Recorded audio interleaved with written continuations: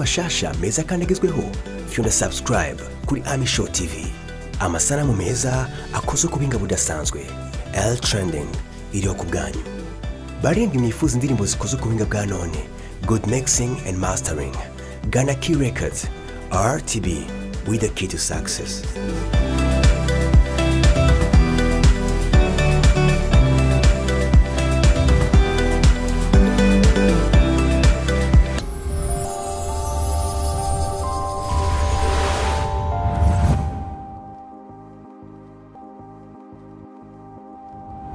Hello nshuti bagenzi mubandanya mudukurikirana hano kuri Ami Show TV, twizere ko mumeze neza aho muri hose.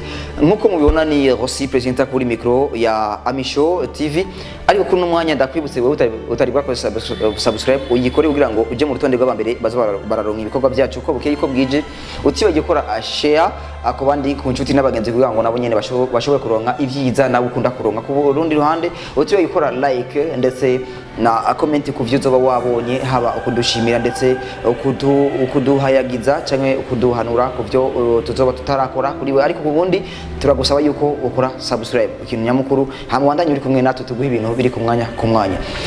Kino kigano ni gishasha kije kuri Ami Show TV, hama kikaba citwa Ami Show Sport. Ami Show Sport kizanywe na Rossi presenter. Rossi presenter rero kuno mwanya nuko duhere kuri Champions League nuko kuno musi tuvugana ni ku itariki ya 27. Ubona rero ni equipe yitwa Real Madrid igiye kuba ikina no mugwi witwa Chelsea yeko gutwara igikombe cha Champions League mu mwaka wa 2011-2012 batsinze umugwi witwa Bayern Munich. Mugere bari bafise umunyereza yitwa Di Matteo. Equipe yitwa Real Madrid yeko kugitwara mu mwaka wa 2018 batsinze equipe yitwa Liverpool ibitsindo 3 kuri kimwe bari kumwe na Zinedine Zidane. No kuno mwanya inyuma yaho muri umwaka yaciye asohoka aragaruka kandagira comeback, aza kuba ayifasha gushaka kuno mwanya ni equipe ya Real Madrid ifise umunyereza kandi Zinedine Zidane afise experience muri bino bihe ya Champions League cyangwa muri zino ngino muri rusangi. Nuko rero Real Madrid yamaze gushira habona abakinyi igiye gukoresha. Muri abo bakinyi rero nuko hariho umunyego yitwa Thibaut Courtois, akaba hariho witwa Lunin, umunyego yitwa Altube, akaba ari ngaho nabanyeguri bagera kuri batatu bagiye kuba bafasha ino equipe ya Real Madrid kugira ngo ize kuraba icyo yokora imbere y'umugwi wa Chelsea ifise umunyereza yitwa Thomas Tuchel, mu mwaka uheze yashitse muri final ya Champions League kumwe na Paris Saint-Germain imbere y'umugwi wa Bayern Munich batsinze igisindo kimwe kubusa. Thomas Tuchel rero yazanye muri equipe ya Chelsea kugira ngo ayigeze kure ku ntambwe ishimishije, bitandukanye naho Chelsea yari iri n'umumenyereza yitwa Frank Lampard. Ubu nayo imeze neza Chelsea ahigeze, biraboneka yuko experience bamaze kuba bayigira bivanye n'umumenyereza ayizanyemo n'urwego amaze kubashikanako. Ni Thomas Tuchel umumenyereza w'umudagi, we atara kumbe turaza kuba turaba mbega bakinyi amaze kuba ashira ahabona we barahari cyangwa ni bande. Okay. Zidane kinyamakuru Marca cemeza yuko abakinyaza gukoresha nakubwiye abanyeguri batatu Thibaut Courtois, Lunin ndetse na Altube. Carvajal kwande gwa defense yamaze kubagira comeback nyuma yaho tubuze umukinyi yitwa Vasquez afise ikibazo ataza kuboneka mu kibuga. Ukaza gusanga umukinyi yitwa Eder Militao amaze bisigaragaza muri defense y'umugwi wa Real Madrid ari kumwe n'uwitwa Nacho Hernandez. Na Varane yamaze kubagaruka ikibazo cya COVID-19. Marcelo agaruka kubera ko Fernandes n'ubundi ntaza kubagaruka mu kibuga kubera ko afise ikibazo cy'imvune. Odriozola umukinyi yakinye muri match iheruka ya Real Madrid, ubona ko ni Odriozola yafashe ikibanza cyo witwa Vasquez nyuma yaho yaragize ikibazo cy'imvune. Iyi match ya Real Madrid na Liverpool yo gusubiriza, ndabona ko banganje gusa kuwonde. Ubu umukinyi yitwa Miguel nawe nyine ari muri defense y'umugwi wa Real Madrid ko burunga musi aza kuba yicara ku ntebe basubira abandi kugira ngo aze gufasha ino equipe mu gihe umumenyereza yaba amukeneye. Haraza abakinyi bo kwande go hagati kuri equipe ya Real Madrid. Zidane n'umumenyereza wa equipe ya Real Madrid amaze kuba avuga ati anje nkoresha Toni Kroos kwande go hagati, hari uwitwa Luka Modric ndetse na Casemiro, Isco na Arribas n'umusore yitwa Branco. Kwande kwa usatiriza y'abakinyi bagera kuri batandatu. Aho ndavuga izina ry'uwitwa Eden Hazard yamaze kugaruka nyuma kuva mu mvune, n'umukinyi wari amaze kubahombya umwanya munini ataboneka mu kibuga mu gihe bamuzanye kugira ngo aboneke abafasha muri equipe ya Real Madrid. Kwa usatirizi anza gusubira izina rya Cristiano Ronaldo dos Santos Aveiro yagiye muri Juventus. Nuko rero ni kaze n'uwitwa Karim Benzema umufaransa ariko afise ama mu gihugu cya Algeria iwabo wa Zidane nawe nyine ari kwa usatirizi. Marco Asensio akaba ari uwitwa Vinicius Junior ya umusore yamuka mu gihugu cya Brazil, akaba ari umusore witwa Mariano Diaz, umusore witwa Rodrigo, umusore yamuka mu gihugu cya Brazil. Abo rero bakinnyi bagiye kuba bakoreshwa n'umumenyereza witwa Zinedine Zidane. Okay, match ino munsi rero igiye kuba iboneka gute kuri equipe yitwa Real Madrid ndetse na Chelsea. Nuko haza kuboneka shock idasanzwe mu gihe boneka ko equipe ya Real Madrid imaze imyaka 13 ifise ibikombe. Nuko ko ifise ibikombe 13. Ari nayo ya mbere muri Champions League ku mateka kuva Champions League yakaba. Ni na equipe imaze gutwara ibikombe bitanu mu myaka 5 yikurikiranya atabugu numwe ko bakorera mu cyumvikana ko ifise icyumba cyashimye. Ariko ni Chelsea yakinye finale yo mwaka wa 2018 na ku mwaka wa 2008 batsindwa na Manchester United baratakaza igikombe. Barigeze gutwara igikombe cya Champions League mu mwaka wa 2011 na kabiri batsinda umugwi witwa Bayern Munich. Batwaye igikombe rero kimwe ni naco bifitiye rukumbi muri kino gikombe cya Champions League.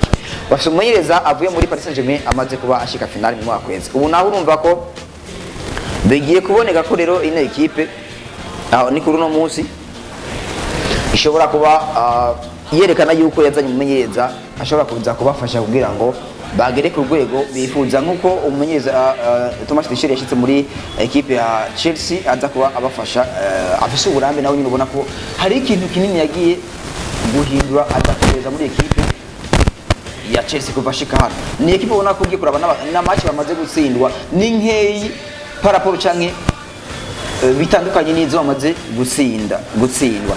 Ariko Thomas Tuchel tugerageza kuraba abakinyi yagiye gutanguza cyangwa ashobora kuza gukoresha kuno munsi ntabarashira hamwe na Thomas Tuchel. Ariko gusa nuko kuno mwanya tuvugana nuko abakinyi bataza guhinduka mu kibuga baza gukoreshwa n'abamenyereza bacu abatubona hano imbere nakugiye hano imbere yawe nuko bitoneza kuboneka imbere yaho haza kwasigaye isaha imwe kugira ngo match itangure hagati ya Chelsea na Real Madrid. Urumva ko niko biza kuba bigenda. Mbega ino migwi nayo nyene imeze gute kubiya hamwe tuvuga ati ibiranga ino migwi, mbega inkino baheruka guhura cyangwa imigwi umwe mu gihugu cyabo muri championnat baheruka gukina inkino nka zitanu, izo zitanu bigenjeje gute? Agaza kuri equipe ya Real Madrid, tukavuga kuri equipe ya Real Madrid inkino baheruka gukina mu gihugu cya Espagne, aho banganyije n'umugwi witwa Real Betis cyangwa Betis Sevilla gusa ku bundi biza kuboneka ko rero Real Madrid ariko yameze. Mbega Real Madrid inkino zitanu zawe baranze muri imbere ko baza gukina Chelsea n'izihe aho ushizemo muri rusange atava muri La Liga ndetse muri rusange izo bakinyi. Aho turavuga rero hari ku tariki ya 10 kwezi kwa kane bahora n'umugwi witwa FC Barcelona bayitsinda ibitsindo 2-1. Aho rero ku tariki ya 14 kwezi kwa kane Liverpool inganya gusa kundi na Real Madrid urukino rwo gusubiza muri Champions League. Ku tariki ya 18 kwezi kwa kane Getafe inganya gusa kundi na Real Madrid, byumvikana ko Real Madrid ngayo imaze gutsinda urukino rumwe mu nkino zitatu. Baza gukina n'umugwi witwa Cadix bayitsinda ibitsindo 3 ku busa hari ku tariki ya 21 kwezi kwa kane banganya gusa kundi na Real Betis ku tariki ya 24.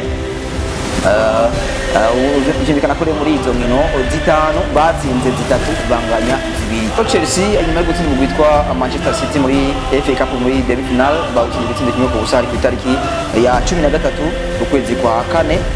Nuko rero Chelsea yaciye igenda guhura n'umugwi witwa Brighton and Hove Albion batanga gusa ku bundi. Chelsea itsinda umugwi witwa West Ham United ibitsindo kimwe ku busa muri Premier League ku tariki ya 24 ukwezi kwa kane nyene. Biza kuboneka ko rero Chelsea ifise intsinzi zine muri zitanu bagiye mu nkino zitanu bagiye barakina.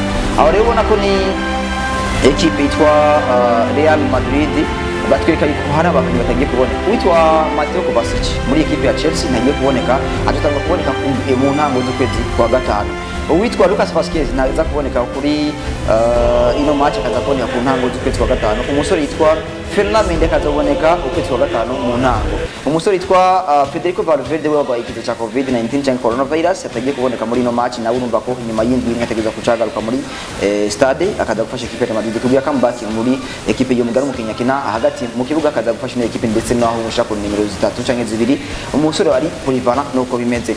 Mbega bimeze gute rero ino migwi iraheruka guhuraho, ariko tugerageze kurabira ko ino migwi iheruka guhura, ariko gusa nuko ibyo tubona hano nuko uno mugwi ibyo guhura byo byose kirenga si cyane baheruka guhura muri zino nkino za Champions League.